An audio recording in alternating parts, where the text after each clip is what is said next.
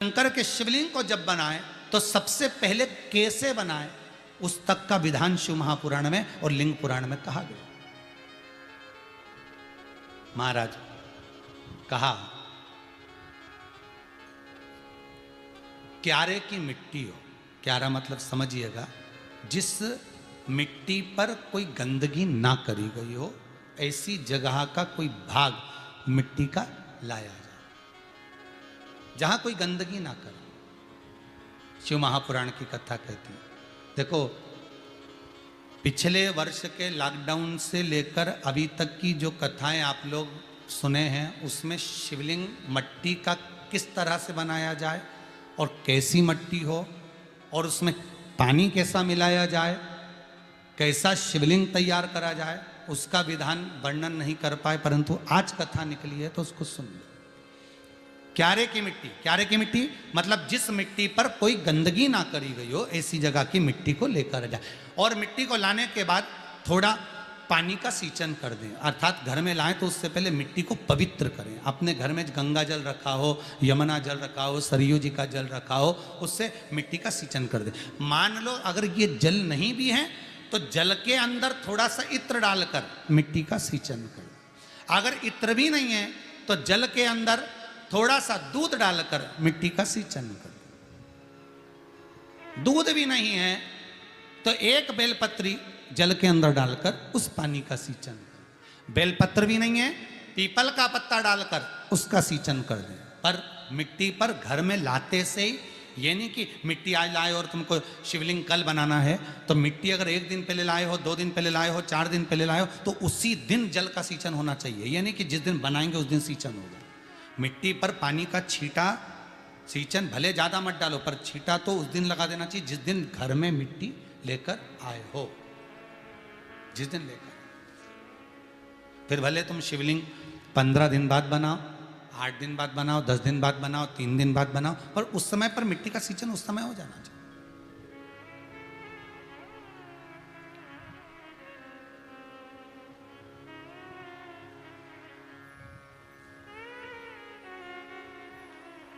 फिर कहा जिस दिन शिवलिंग का निर्माण करो उस दिन प्रातः में अगर आप शिवलिंग बना रहे हैं तो ब्रह्म मुहूर्त में मिट्टी को गला दो। किस पानी से गलाना है उसका भी प्रमाण, उसका भी शास्त्र वर्णन करा। किस जल से गलाया जाए शिव महापुराण की कथा कहती है। अगर आपको आज शिवलिंग का निर्माण करना है, शाम को आप शिवलिंग का निर्माण कर रहे हो तो अपने पानी का जो मटका होता है, हंडा होता है, रसोई घर में जहां पानी भर कर रखते हो उसके नजदीक में एक कलश जिसमें अलग से ताजा जल भरा जाए और उस पर प्लेट ढकी हो और उस पर एक चावल का दाना रखा हो, उस जल को लेकर आओ। थोड़ी देर रखा रहे, आधा घंटा, 2 घंटा, 3 घंटा, 15 मिनट, 20 मिनट, पर वो पानी वहां रखा होना चाहिए। रसोई घर में अन्नपूर्णा का निवास होता है, परिंदे के पास पितरों का निवास होता है। अन्नपूर्णा, पित्र सब रसोई घर के भीतर विराजमान होते हैं। शास्त्र कहता है 33 कोटि देवता एक समय के लिए, एक क्षण के लिए हमारे रसोई घर में प्रवेश करते हैं। इसलिए रसोई घर को तुम पूरे घर को स्वच्छ रखो ना रखो, पूरे घर को तुम साफ रखो ना रखो, पर रसोई घर एकदम क्लीन होना चाहिए, साफ होना चाहिए, स्वच्छ होना चाहिए। आज के जमाने में तो खैर गया, पर पहले जब मट्टी के चूल्हे होते थे, जब चूल्हा बंद होता था तो उसको गीला कर कर, गोबर को या पानी में उसको गीला कर कर, एक कपड़े को गीला कर कर पूरे चौके को, रसोई घर को पोंछा जाता था। मिट्टी का होता था वो, तो भी उसको पोता लगाते थे, पोंछते थे।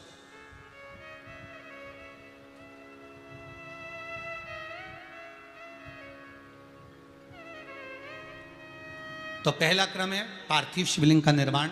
सावन के महीने में अगर आप शिवलिंग बनाते हैं, सोमवार को शिवलिंग बनाते हैं तो नियम ध्यान रखिएगा महाराज, लिंग पुराण से है ये, इसका नियम ध्यान रखिए। क्या करना है, मिट्टी को लाना है, जल का छींटा देना, छींटा जरूर देना। घर में लेकर आए और जल का छींटा होना जरूरी है। 2 दिन तक, 3 दिन तक मिट्टी रखी हुई है और उसके बाद अगर आपने पानी का छींटा नहीं दिया है और आपने डायरेक्ट मिट्टी को गला दिया और उसके बाद बनाया तो उसका कोई प्रमाण नहीं।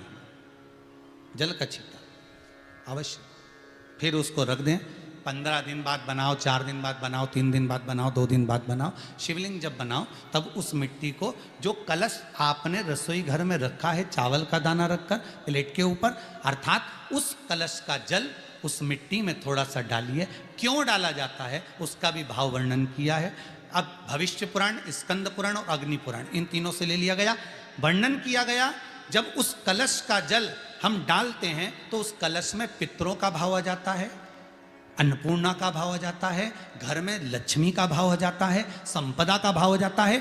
पूरे 24 घंटे के अंदर एक क्षण के लिए रसोई घर में 33 कोटि देवता आते हैं, तो वो देवता का सारा भाव उस कलश के अंदर आ जाता है। और वो जल जब हम उस मिट्टी में मिलाते हैं तो गंगा, यमुना, सरयू, सरस्वती, ये 33 कोटि देवता में, तो इन सब का आनंद उस जल में आ जाता है। और वो जल जब हम मिट्टी में मिलाते हैं तो मिट्टी पवित्र हो जाती है, स्वयं कैलाश अधिपति को स्वीकार करने के लायक हो जाती है, निर्मित करने के लायक हो जाती है।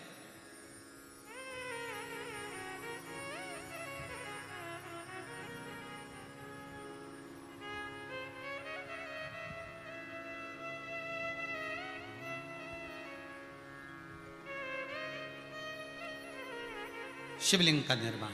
अब शिवलिंग का निर्माण कैसे करना? मिट्टी में गला दिया पानी में। सबसे पहले शिवलिंग बनाने से पहले पात्र को, पात्र जो होता है उसके नीचे एक बेलपत्र रखी जाती है। क्या रखना है? एक बेलपत्र। शंकर को झेलने के लिए कोई साधारण नहीं है पात्र जिस पे झेला जाए। स्वयं गंगा शिव की जटा में और आप शंकर के शिवलिंग का निर्माण कर रहे हो, कोई साधारण नहीं हो सकता। स्वयं आप विदेश्वर संहिता के अंतर्गत पढ़े कि ब्रह्मा और विष्णु, ब्रह्मा ऊपर जा रहे हैं, भगवान विष्णु नीचे जा रहे हैं, तो पता नहीं कर पा रहे कि यहां चरण कहां पर और शीश कहां पर है, उसको जान ही नहीं पा रहे।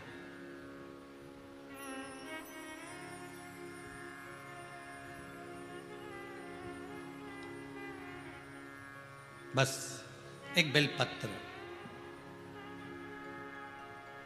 साधारण भाव में, बेलपत्र भी सीधा भाग, और इस बेलपत्र की जो डंडी है वो उत्तर दिशा में रखना है थाली के अंतर्गत। जब आप शिवलिंग का निर्माण करो उत्तर, इसके ऊपर जो गलाई हुई मिट्टी है वो डाल दीजिए। और डालने के बाद सबसे पहले शिवलिंग का स्वरूप बनाना है। सबसे पहले नीचे की जलाधारी नहीं बनाना। क्या बनाना है? शिवलिंग का स्वरूप बनाना। बनाने के बाद उसी शिवलिंग के पास में और मिट्टी डाल लीजिए, फिर जलाधारी का निर्माण करिए। फिर जलाधारी,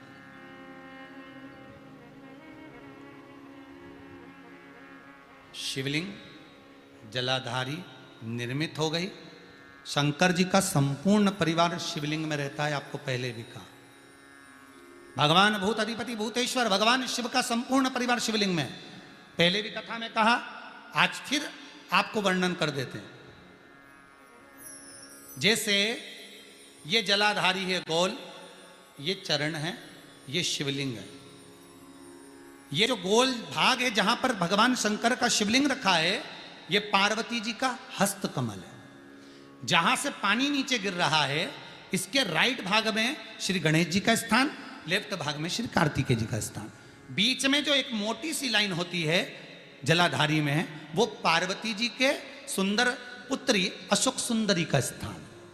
शंकर जी के ऊपर जो तिकोनी रखी रहती है, उसके ऊपर से जो जल बूंद बूंद नीचे गिरता है, ये जो पानी बूंद बूंद नीचे गिरता है, या आप कलश से जल चढ़ाते हो या आप श्रृंगी से जल चढ़ाते हो, तो ये जो पानी गिर रहा है, ये शंकर भगवान की 5 पुत्रियां, जया, विषहरा, शामरी बारी, दोतली और देव, ये शंकर जी की 5 बेटियां, 5 पुत्री।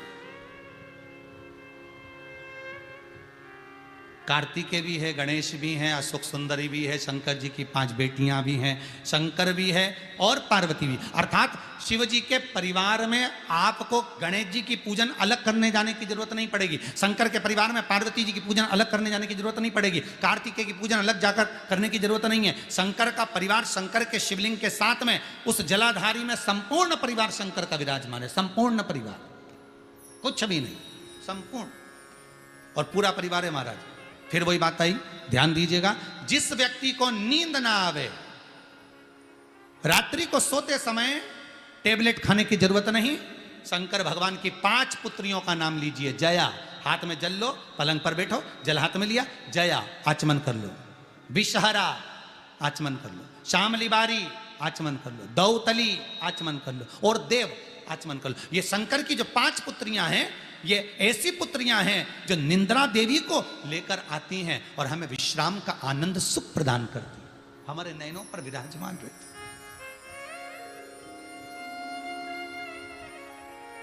हाँ, यदि विवाह नहीं हो रहा, शादी नहीं हो रही है, बहुत समय से लगन देख रहे हो, शादी नहीं हो रही, बहुत समय से परेशान हो गए कि विवाह ही नहीं हो रहा, हम तो टेंशन में पड़ गए, लड़की 28 साल 30 साल का लड़का हो गया, विवाह नहीं हो रहा, कुछ मत करो। अष्टमी तिथि आए तो अशोक सुंदरी वाली जो जगह है वहां पर हल्दी की 7 बिंदियां लगा दो, लड़का लड़की का हाथ उस बिंदी पर रखवा दो, उसका नाम गोत्र बोलो, उसी हल्दी में उसके हाथ पीले करवा दो और पीपल के पेड़ पर उस हाथ के 5 छापे पड़वा दो। 3 महीने में विवाह पक्का हो जाता है महाराज। उसका इतना, अशोक सुंदरी के उस हल्दी का इतना प्रमाण।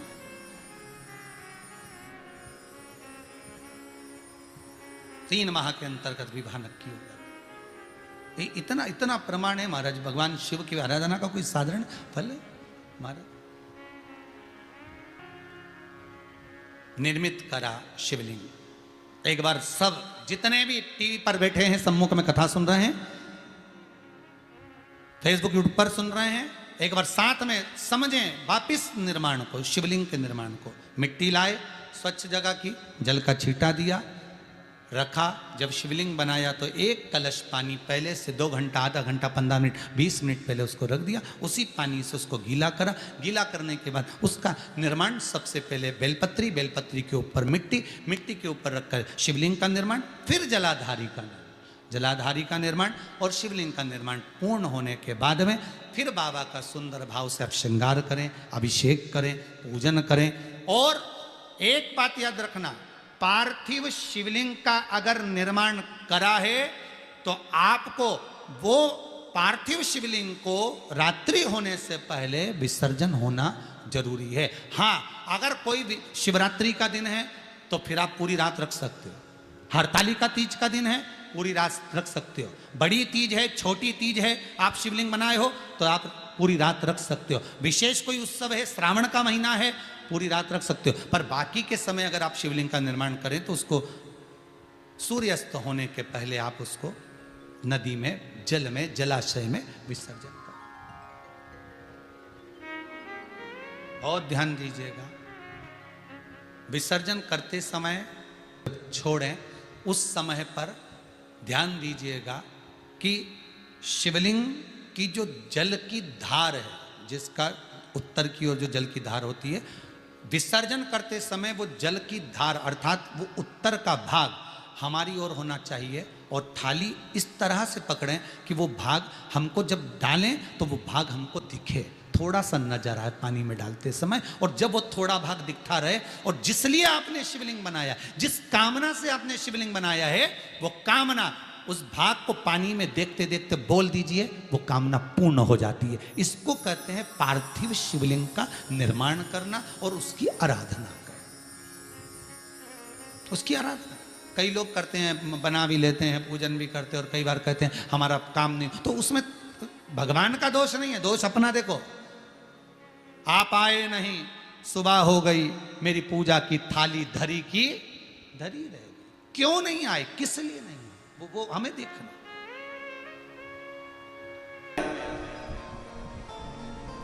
सनातन के प्रत्येक व्यक्ति के घर में बच्चा बच्चा ये जानता है कि तुलसी के पौधे की पवित्रता कितनी होती है, पीपल के वृक्ष की पवित्रता कितनी होती है, बट वृक्ष की पवित्रता कितनी होती है, बेलपत्र के पौधे की, बेलपत्र के वृक्ष की पवित्रता कितनी होती है, वो जानता। पीछे नहीं हटना है। एक बार कंपटीशन एग्जाम में बैठे पीछे नहीं हटना है। और जितने मेरे शंकर के भक्त 17 अगस्त को कांवड़ यात्रा में आ रहे हैं, जितने बेटे बेटियां कांवड़ यात्रा में सीहोर आ रहे हैं, उनसे निवेदन करूंगा सियोर आने से पहले अपने दिल को पहले पक्का कर लेना, मजबूत कर लेना कि मैं कावड़ भरने जा रही हूं तो बाबा भी मुझे कहीं ना कहीं ज्वाइनिंग जरूर कराएगा, ये निश्चित है। मेहनत करूंगी 4 गुना।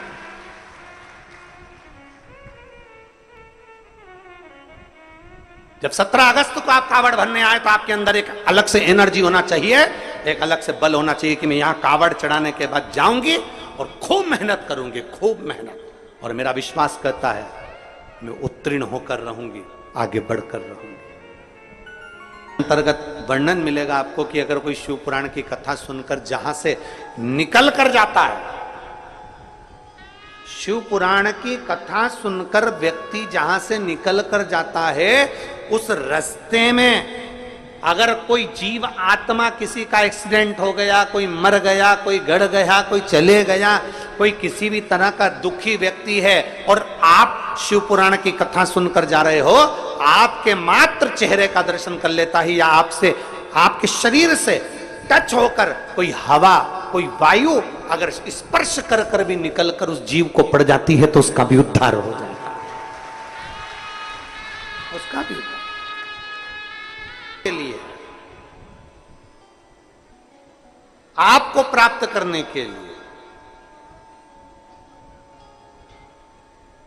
कहां जाया जाए, किस स्थान पर जाया जाए, किस भूमि पर जाया जाए, कहां। कलकत्ता में एक बात कही थी, आप लोगों ने सुनी होगी, एक लोटा जल कहीं पे भी चढ़ाते जाओ वहां पर भी बीज अंकुरित हो जाता है। कुछ डालो मत डालो, अपने आप दूबा लग जाएगी, पौधा लग जाएगा, अपने आप कोई ना कोई बीज उत्पन्न हो जाएगा, अपने आप वहां पर कोई पौधा आ जाएगा। आपको पाने के लिए कहां जाना पड़ता है? भगवान देवादिदेव महादेव ने कहा मुझे पाने के लिए कहीं जाने की जरूरत नहीं है, निर्मल मन सो मोहि पावा। बस अपने भीतर जिस दिन तेरा हृदय के अंदर तूने झांक लिया, तेरे भीतर तूने झांक लिया, वो कहते हैं ना, एक उंगली हम किसी पर उठाते हैं तो ये 3 उंगलियां हमारी ओर